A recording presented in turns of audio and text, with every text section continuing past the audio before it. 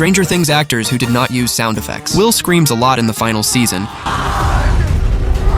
and Noah Schnapp performed those intense scenes so many times without any sound effects that he actually popped blood vessels in his face. Called the doctor freaking out like, oh my god, am I dying? And they're like, Noah, this is so common, this happens to women in labor. And I was like, oh. Jamie, who plays Vecna, does not use any sound effects for his deep voice. I'm just a girl standing in front of a boy. Gaten, who plays Dustin, can actually make his iconic gar-r sound.